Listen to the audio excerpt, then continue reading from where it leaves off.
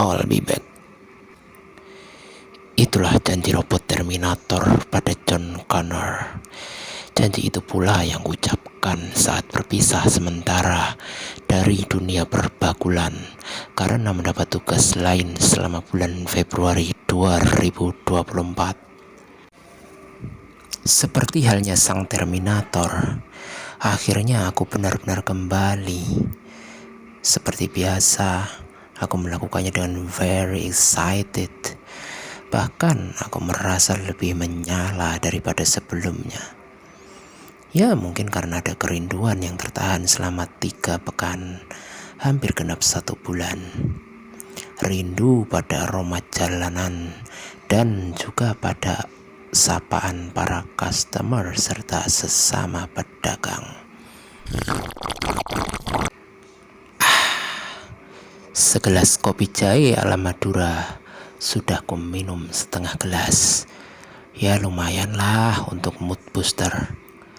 Biarpun terpaksa melakukan penyesuaian harga dari 8.000 ke 8.500 rupiah, aku tetap optimis. Awalnya memang terasa mudah. Hanya dalam tempo 15 menit sudah 3 bungkus terjual. Wow. Berarti masih menyisakan 17 bungkus lagi di dalam box. Semangatku semakin membara. Namun, situasi mendadak berubah. Angka penjualan melambat. Hanya ada tambahan 6 bungkus lagi yang terjual. Itu pun dalam tempo 5 jam. Memasuki waktu zuhur, aku melangkah menuju masjid terdekat sambil menenteng box berisi 11 bungkus nasi. Aku gak tahu lagi harus kemana. Pikiranku semerawut, wajahku kusut. Ya, semangatku ambruk. Selesai sholat, aku hanya bisa duduk dengan pasrah. Aku memang gak kuasa mengendalikan harga beras dan harga pangan lainnya yang semakin mendesak masyarakat untuk mengetatkan arus pengeluaran. Mau protes di media sosial juga ya percuma, gak bermanfaat. Karena penguasa pasti sudah mengerahkan pasukan pembela yang berlindung di balik dalih mensejahterakan kehidupan petani. Sebuah penyebaran opini yang berbasis informasi dan data ABS. Pukul 13:30, kondisi tak berubah. 11 bungkus nasi akhirnya aku bawa pulang. Ya, mungkin inilah cara Allah memberikan rezeki buatku sekeluarga. Ya sedih sih, meski aku menyadari sepenuhnya bahwa langit tak bisa selamanya cerah. Kalau boleh lebay, aku membayangkan posisiku saat ini seperti halnya pengikut Nabi Musa alaihissalam saat terjepit antara Laut Merah dan bala tentara Firaun. Sebuah keadaan yang tidak menampakkan adanya kemungkinan untuk tetap bisa bertahan.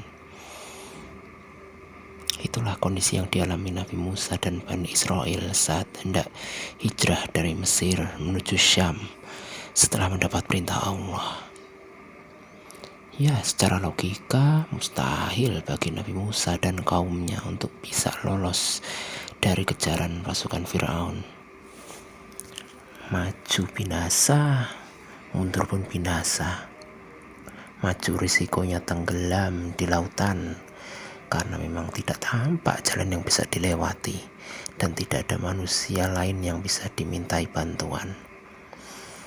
Sementara kalau memilih mundur, sudah tentu akan dihancurkan tanpa ampun oleh musuh yang berjumlah lebih banyak dan kuat. Sadar dengan kondisi kritis ini, sempat hingga putus asa di hati Bani Israel. Ada salah satu pengikut Nabi Musa yang berkata dengan nada pasrah, "Sesungguhnya kita benar-benar akan tersusul." Tapi di sini Nabi Musa alaihissalam menunjukkan kekuatan pikirannya sebagai pemimpin yang memiliki keyakinan penuh terhadap rahmat Allah. Dengan mantap, salah satu ulul azmi itu menjawab pesimisme kaumnya, "Sekali-kali tidak akan tersusul. Sesungguhnya Tuhanku besertaku. Kelak Dia akan memberi petunjuk kepadaku." Tidak sekedar mengumbar optimisme, Nabi Musa alaihissalam menggunakan kekuatan doa sebagai senjata pemecah kebuntuan. Inilah doanya. "Ya Allah, segala puji hanya bagimu. Hanya kepadamulah kami mengadu, dan hanya kepadamulah kami mohon pertolongan. Tiada daya dan tiada kekuatan kecuali dengan pertolongan Allah yang maha tinggi lagi maha agung."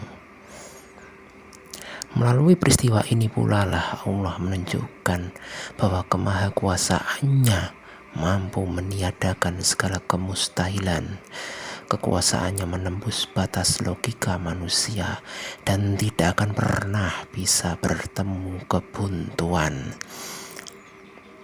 Akhirnya Allah perintahkan Nabi Musa untuk memukulkan tongkatnya ke laut.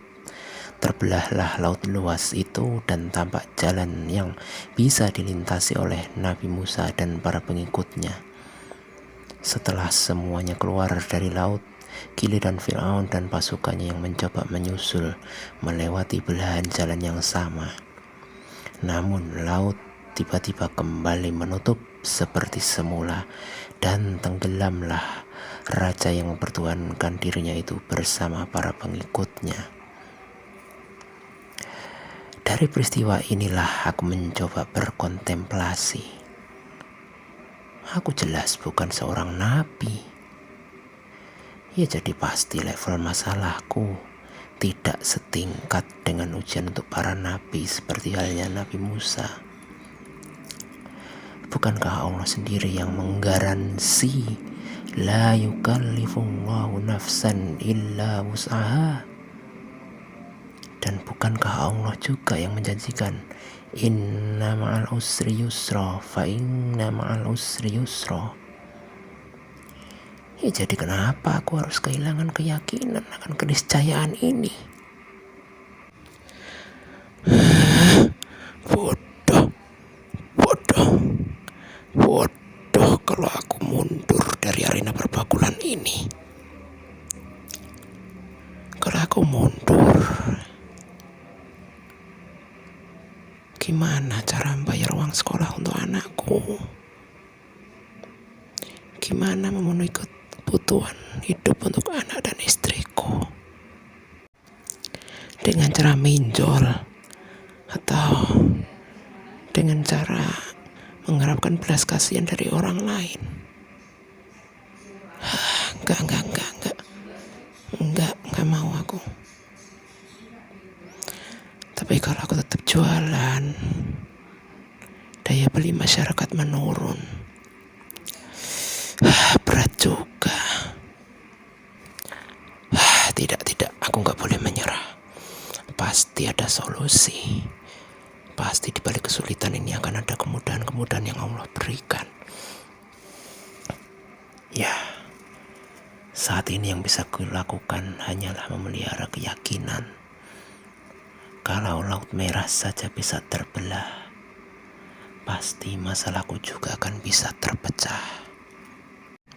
I believe it. Selama aku tetap bersama Allah dengan segala kemahakuasaannya, aku rasa segala kemustahilan pasti akan bisa dilawan.